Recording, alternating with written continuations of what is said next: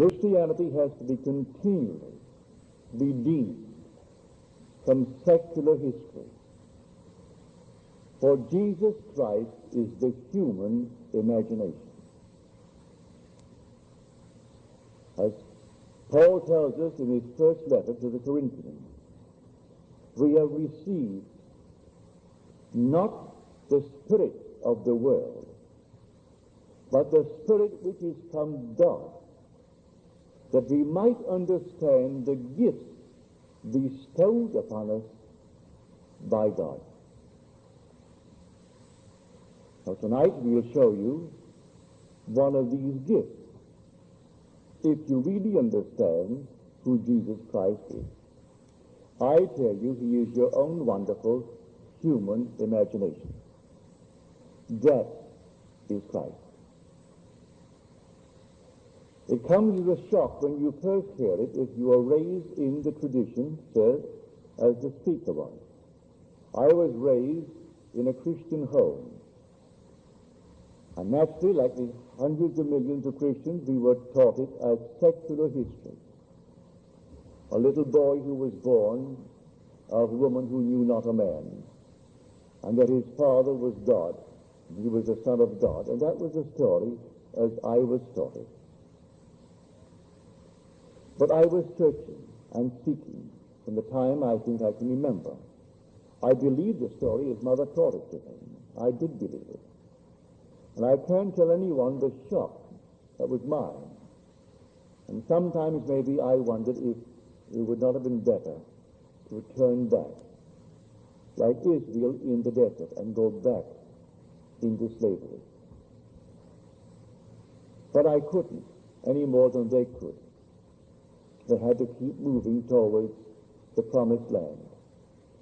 For when you are disillusioned, having been taught the story, as we all have been taught it, to discover that he is not something in history. He is nearer than your breathing. In fact, he can't even be there. He is your very self. He is your own wonderful human imagination. It comes as quite a shock. Well, I can tell it best by telling you a story. The year was 1933. Roosevelt was elected. I had been in this country for 11 years. I never really wanted to go back to Barbados. My parents came up in that year, and they pleaded with me to come to Barbados and join the family, become a member of the family. And I declined. I said no. I saw them off at the boat, and strangely enough, as they sailed, and they were on the deck, and I waved goodbye to them, a peculiar feeling came over me. And I had a desire that I never had in 11 years, to go to Barbados. I had just said goodbye to them, and said no to their request. They would have paid all expenses and brought me back, and everything would have been perfect. Then from the boat, I went to my old friend Abdullah. He was born, so I am told, in Ethiopia. He was a black man, raised in the Jewish faith, but really understood Christianity as few men that I ever met understood it. He understood the law, not the promise. He understood the law. So I went to him and I told him the feeling that came over me, that I wanted to go to Barbados. I just waved at my parents, and a peculiar feeling possessed me. And he said to me, "You are in Barbados." Well, that did not make sense to me. I'm standing in his place on 72nd Street off Central Park West. That's where he lived. He lived at 30 West 72nd Street. There I am in this place, and he's telling me that I am in Barbados. He didn't explain what he meant. So, as the days went by, I said to him, "Ab, I am no nearer to Barbados than I was when I spoke to you." And he said to me, "If you are in Barbados, you cannot discuss the means of getting to Barbados. You must actually live in Barbados, in your imagination, as though you were there, just as if, and view the world from Barbados. If you sleep in Barbados and view the world from Barbados, the means will appear and you will go to Barbados. But as far as I am concerned, you are already in Barbados, because you desired it that intensity. All you have to do is simply to enter it. And you enter it now in New York City, even though that's 2,000 miles across water, and you aren't going to walk across water, but you enter Barbados and view the world from it. If you see the world from Barbados, then you have to be in Barbados. He did not explain to me then, but I learned later, that man being all imagination, man is wherever he is in imagination. And imagination is the God in man, that is the eternal body of the Lord Jesus Christ. And all things are possible to him.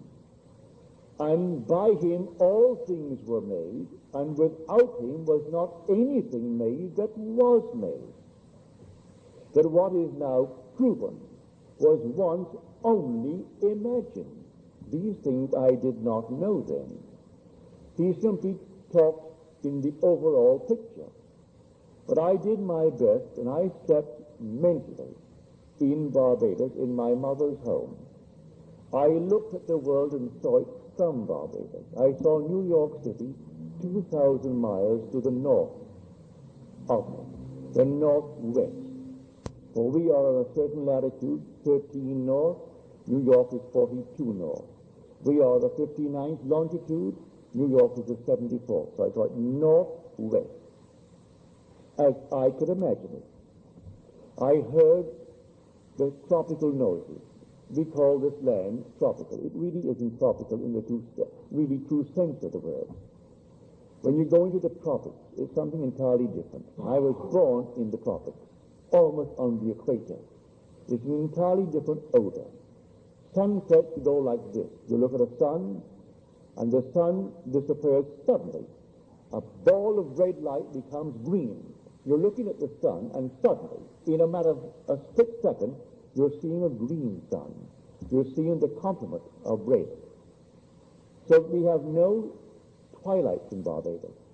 The sun goes down rapidly from a red ball to a green ball, and you're seeing a green ball.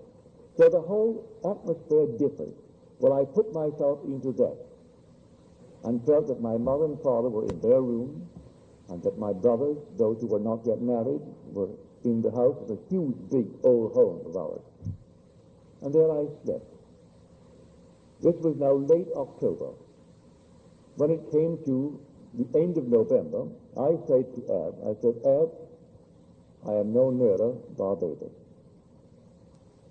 He said, you are in Barbados.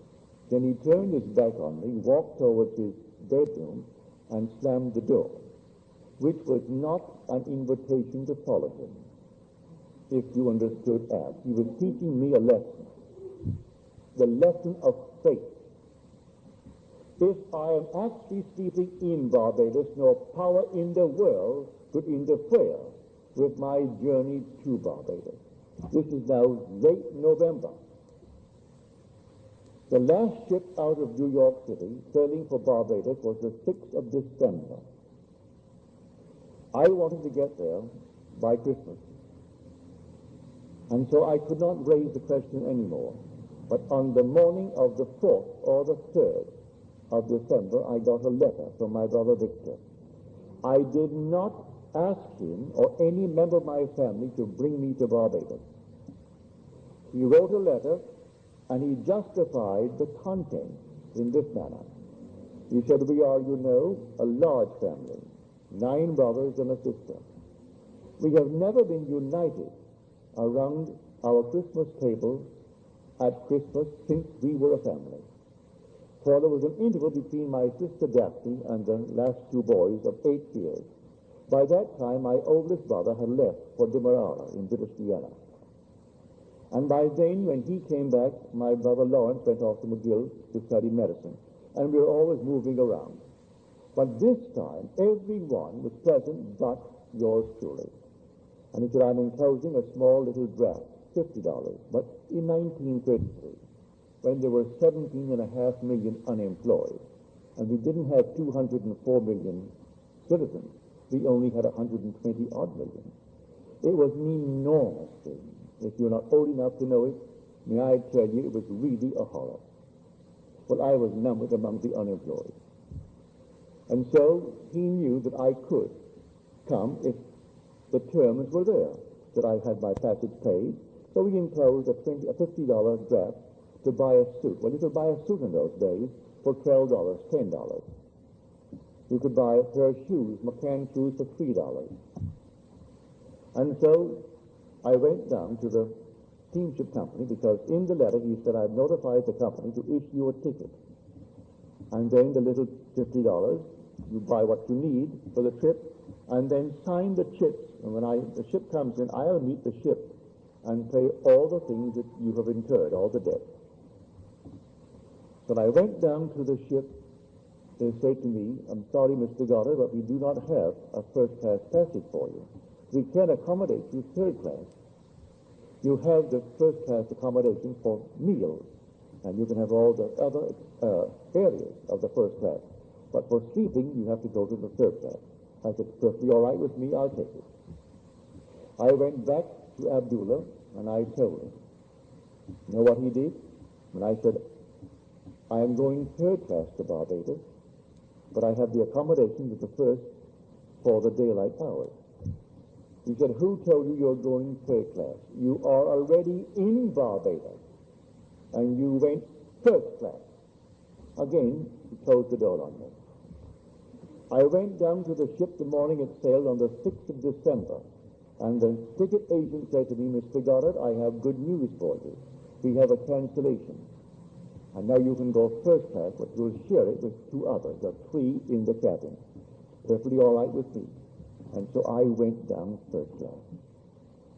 Abdullah said to me, you know, Neville, when you return from Barbados, you will have died.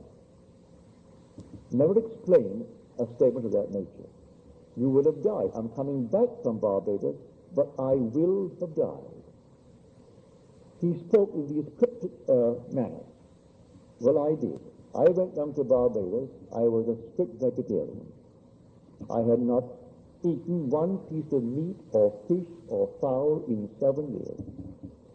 No smoking, no alcohol, no sex.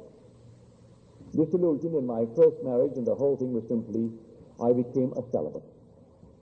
I came back from Barbados, and in Barbados I was the same being that I was when I arrived, to the annoyance of my family. For they made all their money in groceries, selling meat, fish, alcohol, everything. And I am enjoying a trip based upon their efforts, and here I am not taking what they are offering. On my way north, I did everything I had not done in 7 years. He was right. I died. That state of consciousness died. That's what died. Neville is the immortal being. That is, the inner man is immortal. I was locked in a state. The state I departed from, so as far as I am concerned, I died to that state. You see, life is nothing more than a hunger. This whole vast world is a hunger. And there are unnumbered states of consciousness from